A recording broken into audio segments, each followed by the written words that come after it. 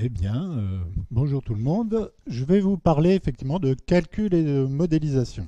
On va commencer par modélisation. Qu'est-ce que veut dire modélisation? Eh ben, on a la prétention de mettre en général le monde en équation. Donc la modélisation, c'est premièrement de faire des équations.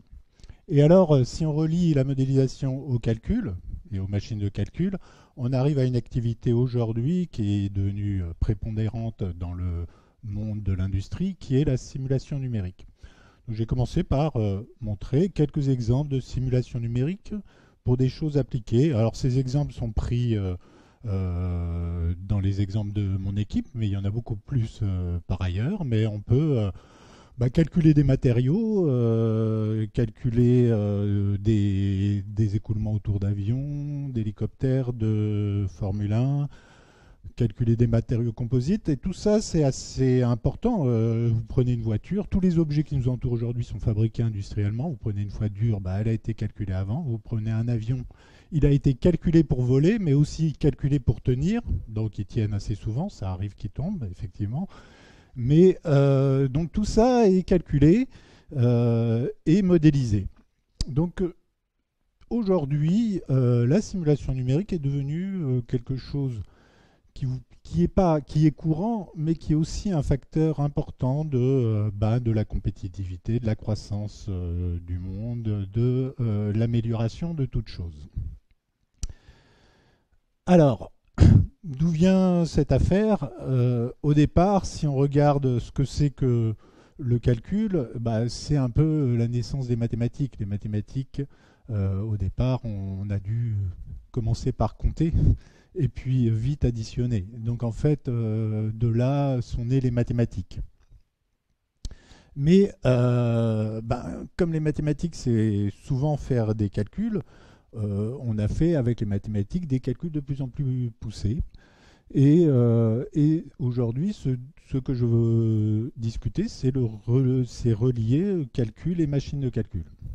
Alors, si on revient à mon problème de modélisation, jusqu'à l'avènement des superordinateurs ou des ordinateurs simples, on va voir, modéliser, c'était effectivement mettre en équation un certain nombre de choses, et à partir de ces équations, on essayait de prédire quelque chose pour peu qu'on puisse sortir une information de ces équations.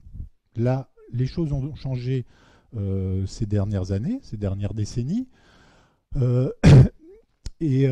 Simplement en disant maintenant un modèle, c'est quelque chose qui doit être calculable. Effectivement, on peut simplifier les choses puisque ça va être un ordinateur qui va faire les calculs et essayer de prédire du modèle une situation. Et donc ça a changé à la fois la façon de penser des gens qui font de la physique ou de la mécanique, et ça a changé la façon dont on pouvait voir les choses. Alors modéliser et calculer, c'est prédire. Et effectivement, on peut compliquer aujourd'hui les modèles puisqu'on n'a pas obligation de sortir une solution directement comme on l'aurait appris à l'école des équations. On va pouvoir donner à un ordinateur quelque chose et lui va nous faire les prédictions qu'il peut faire. Alors la plupart des modélisations, souvent, ce sont des équations dans lesquelles on est capable plutôt de dire comment les choses vont évoluer. C'est-à-dire on part d'un état, on le met en équation, et ces équations disent comment les choses vont évoluer à partir d'un état. Alors, pourquoi le calcul redevient très important et la vitesse de calcul devient importante? Il faut quand même que vous arriviez à calculer des solutions de vos modèles plus rapidement que ce qui va arriver par la suite. Alors vous avez vu par exemple l'évolution des prédictions météo. La prédiction météo, les météorologues utilisent les superordinateurs les plus puissants aujourd'hui pour essayer de prévoir le temps plus vite que ce qui va arriver. Sinon, ce ne serait pas très utile. Donc c'est un petit peu tout ce jeu qui arrive aujourd'hui. Alors aujourd'hui, ce qu'on appelle la simulation numérique, on parle aujourd'hui du troisième pilier de la science. Alors effectivement, dans le domaine des sciences, comme dans le domaine de l'ingénierie, la simulation numérique, elle est partout. Oui, parce que les gens qui font de la science en général font un modèle et le confrontent à l'expérience. Donc jusqu'à maintenant, c'était modèle et expérience. Si si le modèle ne reproduisait pas l'expérience, eh bien, on rejetait ce modèle. Aujourd'hui, on fait modèle, simulation, expérience, justement parce que les modèles deviennent beaucoup plus sophistiqués, on arrive à faire beaucoup de choses dedans, et on va d'abord essayer de prédire à partir de ces modèles de la simulation numérique. Et puis, on va voir qu'avec l'avènement des superordinateurs, eh bien, on commence à faire des choses de plus en plus spectaculaires, du classique à faire de la combustion, de l'aérodynamique ou de la fabrication. Ben, on en parlait juste avant, j'ai des collègues en Suisse qui ont comme projet aujourd'hui de simuler le fonctionnement d'un cerveau humain. Donc, donc on peut aussi avoir des applications de plus en plus importantes pour la société, puisque là par exemple c'est le calcul d'écoulement de courant du Gulf Stream. Là aussi on a besoin de calculateurs de plus en plus puissants. Alors, ce qui est intéressant de voir maintenant, c'est l'évolution des choses jusqu'à maintenant. Donc je parle de calcul mathématique et de machines de calcul. Pour faire tout ça, on avait besoin de machines de calcul. Et effectivement, cette science de la simulation numérique s'appuie sur une industrie qui est relativement récente, qui est l'industrie informatique, et l'évolution de cette industrie-là. Jusqu'au début des années 2000, le monde était assez simple. On avait ce qu'on appelait la loi de Moore, qui vous disait tout simplement que tous les 18 mois, vous allez multiplier par 2 la puissance de calcul de votre ordinateur. Simplement la rapidité de la puissance de calcul de votre ordinateur. En fait, ça, c'est une loi qui vient de l'industrie de l'industrie informatique, qui était basée sur le fait que quand on a commencé à faire des circuits imprimés, on s'est aperçu que tous les 18 mois, on pouvait empiler de plus en plus de transistors dans le même support de silicium. Donc les choses étaient relativement simples. Vous aviez un ordinateur et cet ordinateur allait tout simplement 2 fois plus vite tous les 18 mois de la façon suivante. C'est-à-dire que vous aviez un programme et automatiquement, vous veniez 18 mois plus tard, vous rachetez un ordinateur, il allait, sans rien changer, il allait 2 fois plus vite. Et ça s'est passé jusqu'au début des années 2000, ce qui a permis d'extrapoler. Donc c'est une courbe exponentielle, effectivement. Ici, on est en échelle log. Ça permettait d'extrapoler et de faire de la science-fiction. Et effectivement, on prédisait que en 2020, les ordinateurs seraient tellement puissants qu'ils se construiraient eux-mêmes et qu'ils seraient encore capables d'aller encore plus vite que la loi de Moore. Bon, nous sommes arrivés à une butée physique au début des années 2000, c'est-à-dire que cette partie-là est arrivée au bout de son aventure. Et alors, quand même, les années 2000, dans cette science-fiction, étaient très importantes, puisque au début des années 2000, vous voyez, la progression des ordinateurs était telle que on pensait effectivement qu'on remplacerait le cerveau humain, et pour la première fois, le meilleur joueur d'échecs, Kasparov, a été battu par un ordinateur. Donc il faut noter cette révolution à ce moment-là, qui a quand même troublé les esprits, puisqu'on pensait que personne ne serait plus intelligent qu'un être humain. Et là, pour la première fois, début des années 2000, les ordinateurs battaient les êtres humains. Mais on était arrivé au bout d'une technologie, c'est-à-dire que physiquement, on ne pouvait pas aller plus vite. Alors, cette technologie, grosso modo, on peut la relier à ce qu'on appelait la fréquence d'horloge. La fréquence d'horloge, c'était la cadence à laquelle bat un ordinateur, et donc c'est la cadence à laquelle vous pouvez faire une opération. Donc on n'avait qu'une horloge et elle battait, et plus elle battait vite, plus on était capable d'aller vite. C'est ce qui se passait tout simplement aujourd'hui. Puis arrive la fin des années 2000, donc ça c'était une informatique qu'on appelait séquentielle. Cette cadence des processeurs, elle n'était plus capable d'évoluer. C'est comme si aujourd'hui, peut-être, nos cœurs battaient peut-être plus lentement au départ, et puis on est arrivé à un fonctionnement optimum, et aujourd'hui nos cœurs battent toujours à la même vitesse. Alors naturellement, nous, dans l'industrie informatique ou la simulation numérique, l'idée était de relayer cette butée physique par un autre procédé. Donc à partir de ce moment-là, on a commencé à dire, plutôt que d'avoir un cœur qui bat, donc une unité de calcul, on va les multiplier. Donc on commence à avoir un, deux ou trois cœurs. Donc le parallélisme, c'est ce qu'on appelle le faire du calcul parallèle. Et ça va nous permettre de continuer la loi de Moore sous une autre forme. Alors on a commencé timidement, donc on appelait ça du calcul parallèle. Et puis vous allez voir qu'à la fin des années 2010, il y a une accélération. On commence à parler de calculateurs massivement parallèles. Par exemple, ça veut dire quoi, massivement parallèle? On prend une des machines les plus puissantes en France, la machine Curie. Elle comporte 100 000 cœurs de calcul, c'est-à-dire un cœur de calcul, grosso modo, c'est un de vos ordinateurs. C'est comme si on faisait une machine en rassemblant les 100 000 ordinateurs portables que vous avez chez vous. Donc c'est à peu près ça la donne. Alors si on regarde un petit peu ce qui se passe même à l'échelle mondiale, et ben voilà, on est passé vraiment à quelque chose de très nouveau. Et puis là, j'ai listé les 5 machines les plus puissantes de la planète. Tout le monde se serait peut-être attendu à ce que la machine la plus puissante était aux États-Unis. Et non, elle est en Chine depuis peu. Et pour l'instant, elle est indécrochable puisque ça fait 2 ans que la machine la plus puissante est chinoise. Bon, dans les 5 premières, il y a quand même 3 machines américaines et une machine japonaise. Alors effectivement, dans les 5 premières, vous voyez aucune machine européenne. Alors, pas tout à fait. Si j'avais mis la 6e machine, vous auriez vu que la 6e machine est une machine européenne. Mais de quel pays? De la Suisse. Donc presque européenne.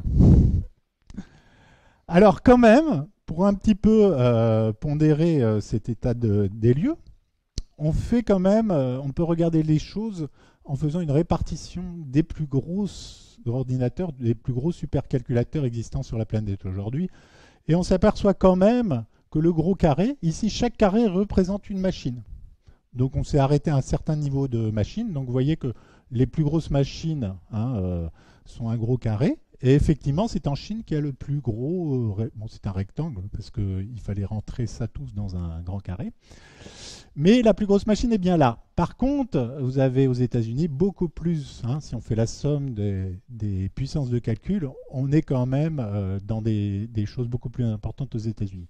En fait, si on regarde cette carte, ce qui est intéressant de voir, c'est que vous avez ici, vous allez reconnaître les nations, vous avez la Chine, effectivement, vous avez les États-Unis, vous avez le Japon, vous avez l'Allemagne, vous avez la France. Si on fait le pendant supercalculateur et nations les plus puissantes au niveau recherche et économique, on va retrouver à peu près des choses équivalentes. C'est-à-dire que avoir des superordinateurs est aussi pas simplement une affaire de prestige, c'est aussi un indicateur de l'état d'avancement d'une nation au niveau recherche comme au niveau industrie, comme au niveau économique.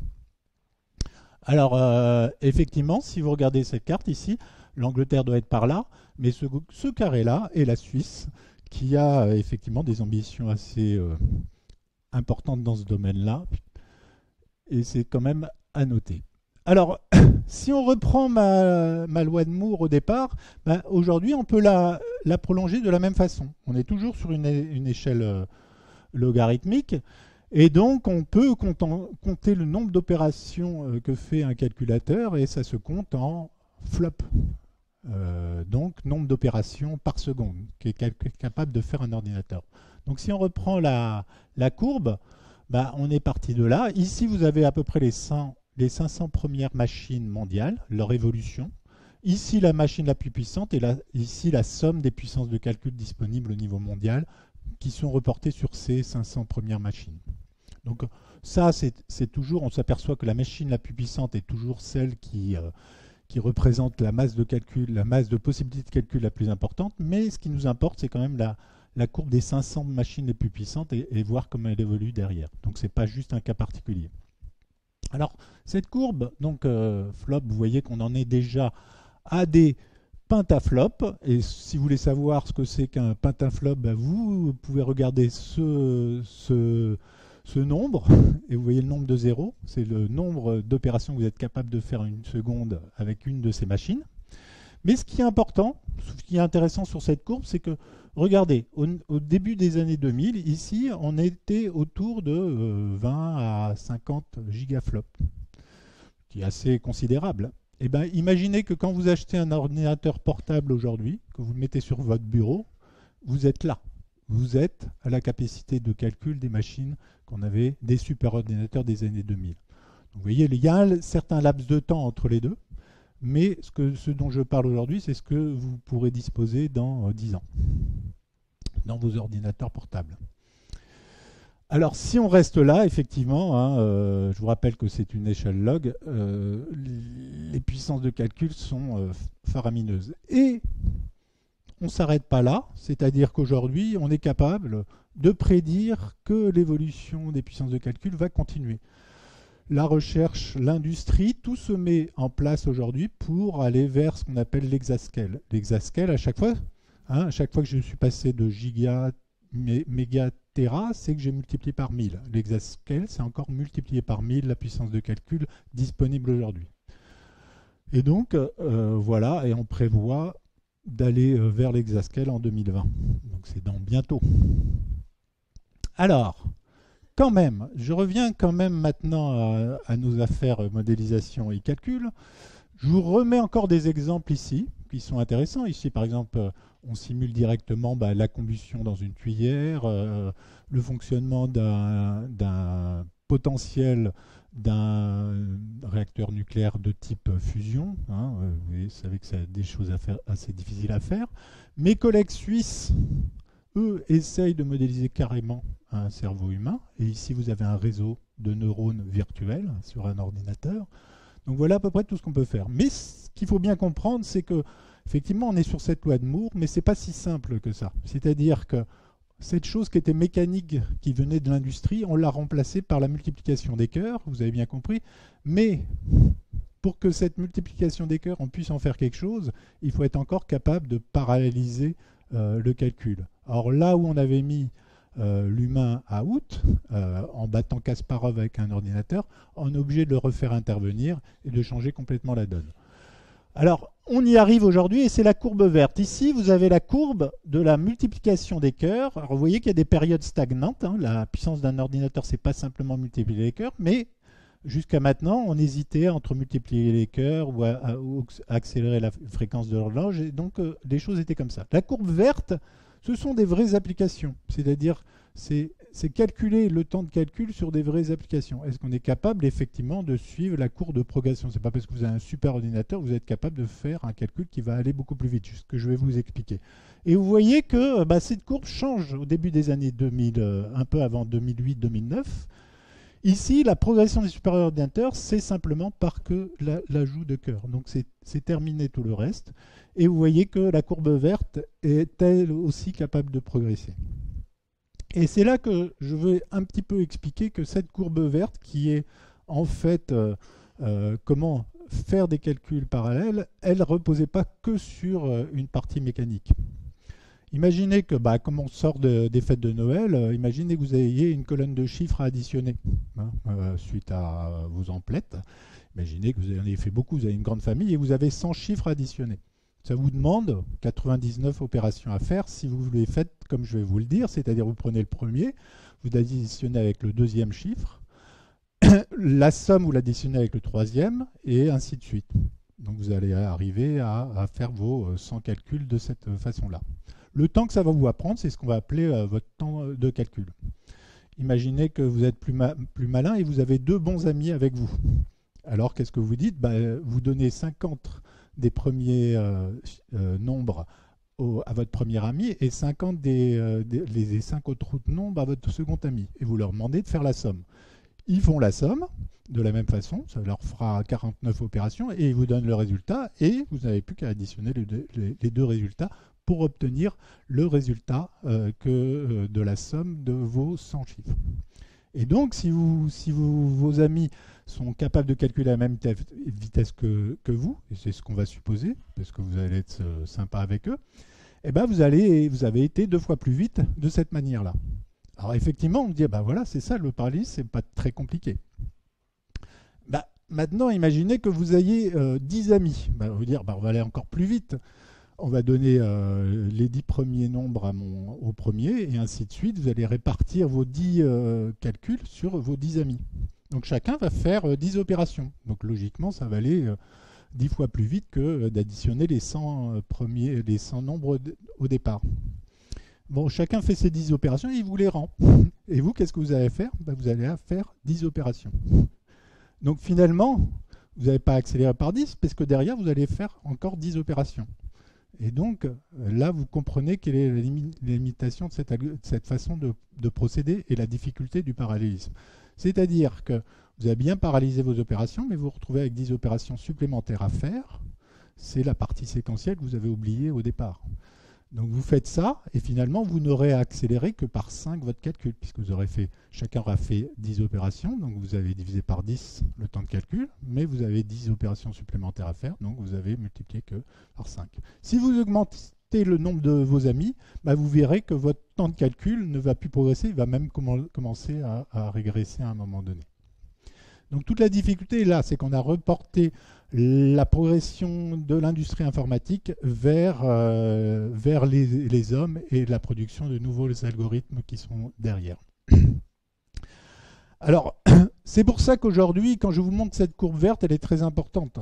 Parce que là, je vous ai pris un cas où j'étais précis sur ma parallélisation à 1 dixième près. C'est-à-dire qu'une fois que j'ai atteint à 10% près. Une fois que j'ai paralysé mon système, mais à 10% près, je ne peux accélérer mon calcul que d'un facteur 10. Et donc, je ne peux utiliser que 10 unités de calcul. Et donc, ça ne me sert à rien d'avoir une machine à 2 millions de cœurs. Donc, si on veut être capable d'utiliser ces machines à 2 millions de cœurs, et certaines personnes y arrivent aujourd'hui, il faut être précis à un 2 millionième près. C'est-à-dire que ce que vous avez négligé, qui était une fraction de votre temps de calcul qui était une part pour 2 millions, une fois que vous arrivez sur ces machines-là, elle devient principale. C'est celle qui va vous coûter la part la plus importante.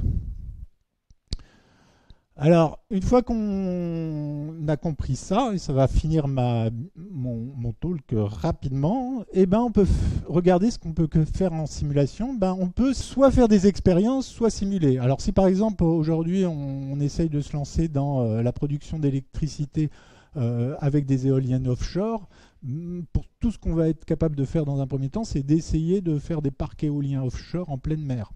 Ça coûte quand même des milliards juste pour faire des essais, pas pour faire de la production. Si on peut faire beaucoup de calculs et des simulations numériques, ça ne coûtera que 1/100, voire 1/1000 du coût d'une expérience réelle. Pour vous montrer aussi où est-ce qu'on en est aujourd'hui dans les calculs, là je vous montre, si ça marche, 2 vidéos. Et j'aurais pu ne pas vous les montrer en même temps et vous demander où est le réel et où est la simulation. Donc si on est capable de recommencer, vous voyez que en fait à droite c'est purement de la simulation numérique. Et de la simulation numérique au sens où c'est que de la pure résolution d'équations et non pas la production d'une animation de réalité virtuelle. Autre chose, l'aérodynamique. Et ça, c'est pour vous montrer pourquoi on a besoin d'ordinateurs puissants. Si je fais un calcul d'aérodynamique autour d'une Formule 1, comme tous les pilotes de Formule 1 sont assez forts aujourd'hui, sont même très très forts, les courses vont se jouer à 1% près de gain sur la vitesse. Donc 1% près de gain sur la vitesse, ça veut dire qu'il faut que je fasse des calculs qui soient précis à 1% pour prétendre gagner une course grâce à des calculs aérodynamiques d'une Formule 1. Donc j'ai un de mes collègues qui a juste optimisé la forme d'un rétroviseur sur une Formule 1 et ça a permis pendant un certain temps de faire gagner cette Formule 1 par rapport à une autre. Donc vous voyez à peu près le niveau de précision qu'on peut avoir. Et souvent je rapporte à des révolutions qui sont comme ça, des révolutions par seuil. Le seuil c'est quoi? Rappelez, pour ceux qui sont pas trop âgés, je dirais rappelez-vous le virage entre la pellicule argentique et la photo numérique. Aujourd'hui tout le monde fait de la photo numérique, vous avez des super appareils photo sur vos téléphones portables. bah, à un moment donné, il fallait que le nombre de pixels sur votre capteur soit suffisamment puissant suffisamment important pour éliminer la photo argentique. C'est ce qui s'est passé au début des années 2000, et c'est pour ça que certains qui n'y croyaient pas, comme Kodak, ont disparu de la nature aujourd'hui. Et ben c'est un petit peu ça, c'est-à-dire qu'à chaque fois qu'on va avoir des puissances de calcul disponibles, nos modèles vont devenir réalistes, et quand ils atteignent un certain seuil de réalisme, d'un seul coup, ça change complètement la donne au niveau de ce qu'on peut en faire et au niveau de la société. Dans ce cadre-là, et tout ce que je veux dire pour conclure, eh ben, c'est qu'effectivement, dans la région nantaise et à l'école centrale, arrive un de ces super ordinateurs qui va nous permettre effectivement de faire des simulations qu'on est incapable de faire aujourd'hui, qui ne va pas être un ordinateur de la taille de celui qu'on a vu en Chine, mais qui sera intermédiaire et qui nous permettra de faire cette pyramide des moyens de calcul qui permet aussi non seulement d'avoir des moyens de calcul, mais aussi d'avoir des gens qui commencent à travailler sur ces machines et qui sont capables de faire des choses nouvelles. Comme vous l'avez compris, on est toujours sur la loi de Moore des progressions des temps de calcul, mais cette fois-ci, elle s'appuie de nouveau sur nous pour pouvoir pour être capable de les utiliser aujourd'hui et sur l'intelligence des gens pour pouvoir les utiliser. Donc je vous remercie.